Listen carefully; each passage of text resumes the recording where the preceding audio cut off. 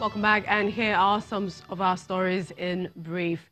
We begin with Enugu State, where the governor, Ugwuanyi, preaching peace. The Enugu State governor there once again reiterating his commitment to equitable, fair and inclusive governance in the state.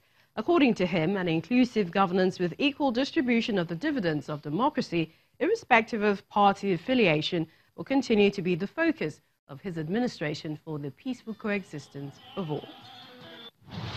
In Ikenne, the APM governorship candidate Adekunle Akinlade and his team had continued their ward-to-ward campaign when gunshots were fired at a location near where they were visiting, creating tension and panic among party supporters and passers-by.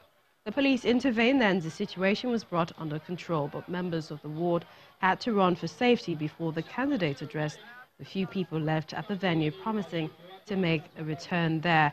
Mr. Akinlade says the perpetrators of the attack have nothing to offer, and that is why they are resorting to violence. He's urging his supporters to be law-abiding and make no attempt to retaliate.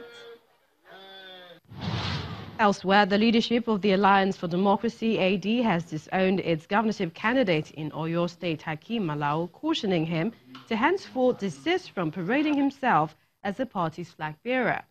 Rising from a Southwest leadership meeting in Ibadan, the capital, the National Secretary says the party has decided to throw its weight behind the candidate of the People's Democratic Party, Seyi Makinde, adopting him as their sole candidate in the governorship race.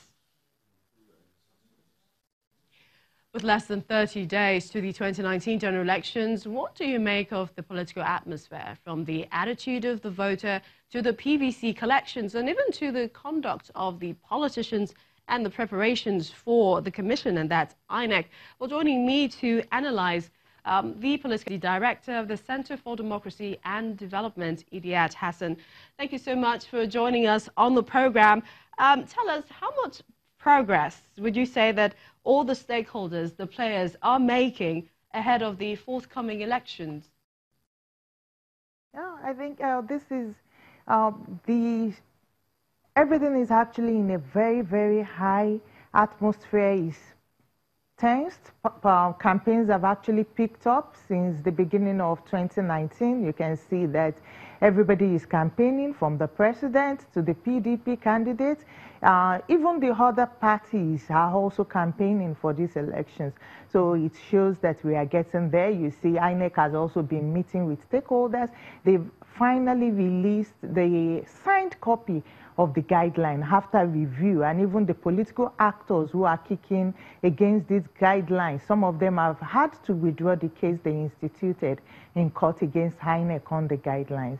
You also find that these elections is the one that nobody is prompting the traditional and the religious institution to actually be involved.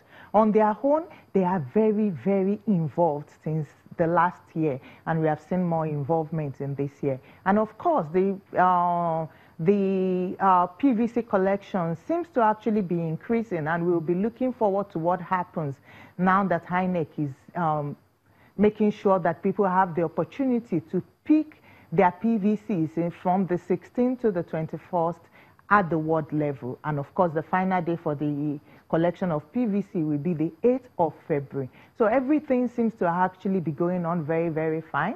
People are very excited. There are countdown ongoing, even on the social media, where people are counting the days and looking forward to when these elections will finally be held, in particular, the national elections. What more would you want to see done, especially with regards to security? I mean, the Police Service Commission recently warned policemen against fraternizing with politicians and political parties during the general elections. But many have said that this would be difficult, seeing as some of them work for these politicians. What are your thoughts? I think at least the security has actually been one of the biggest concerns of all stakeholders in these elections.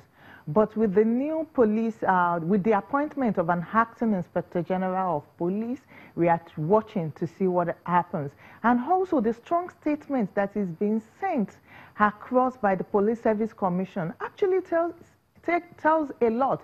you will see that the posting of the Lagos State CP has been altered for now. So we need to actually be, while being circumspect, let us also be positive and look at what will happen. But will the policemen work for politicians or will they not? I think that's been part of the culture. But now we are pushing that everybody who will be on electoral duties, in particular the security men, should ensure that they actually sign the oath that they are meant to sign. In previous years, they have not done that. But again, in relations to the conflict, you will find out that there is a need for the police and other security agencies, in particular, maybe men of the National Security and Defense Commission, should be very active because there has been a high level of incidences in campaign. Ogun State, we just heard about Ogun State. It's not just about the candidate who defected from the APC that we have witnessed violence during the campaign. Over the weekend, the same also happened with the PDP candidate between the Buruji Kashamu's fashion and, of course, the Ladi Adebutu, where they had gone to the, is it Ijebu-Ode or Ishagamu, to felicitate with the director of the Atiku campaign. And it went violent that they all had to escape. These are very, very high stakes in Kwara. You find the same in Enugu State. So it's telling us something. It's pointing to a trend that these elections is going to be violent, particularly at the national level. We'd like to thank you so much. Not particularly at the state level. We'd like to thank you so much, Madam Idiat Hassan, Director, Center for Development and Democracy, for joining us. Well, our correspondent, let's bring you our correspondent, and this is Emmanuel Ere, live in Port Harcourt, telling us about the political atmosphere there. Go ahead, Emmanuel.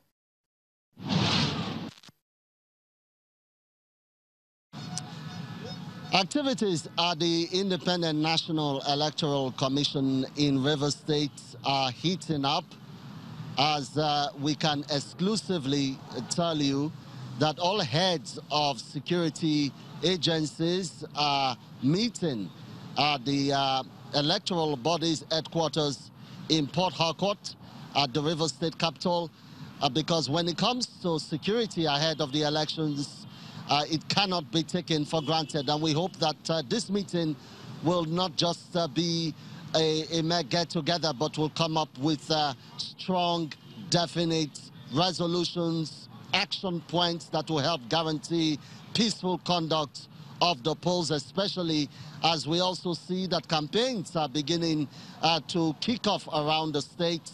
We saw the People's Democratic Party yesterday kick off its campaign in Tai, local government area of the state, and will be on the road for some time. We expect the other political parties to do the same around the state. And when it comes to the elections, before the elections, during the elections, and after the polls, security has always been a matter of concern in Rivers State, and we just hope that at this time the situation or the narrative will be different. We'll keep our hands on it.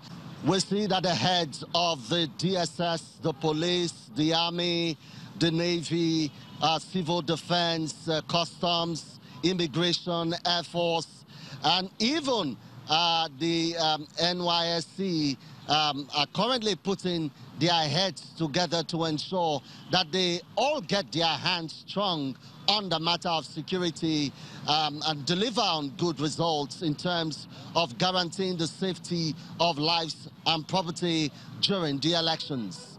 Emmanuel Ere, Channels Television News. Well, many thanks, Emmanuel. And we're bringing you this story just in, and this is the Independent National Electoral Commission, INEC, releasing the latest list, and this is for Rivers State. We hear that in Rivers State, according to the list, the logo and name of the All Progressives Congress, APC, is not added, as INEC released a list of parties participating in the National Assembly in the Rivers State elections. INEC Resident Electoral Commissioner in the state, Mr. Obo Efanga, insists on obeying court judgment. INEC is expected to release the governorship and assembly election list for all the states on the 31st of January. Well, we'll see how all of this play in the coming days. That's it on this edition of Lunchtime Politics. I'm Millicent Walker. You have a pleasant day.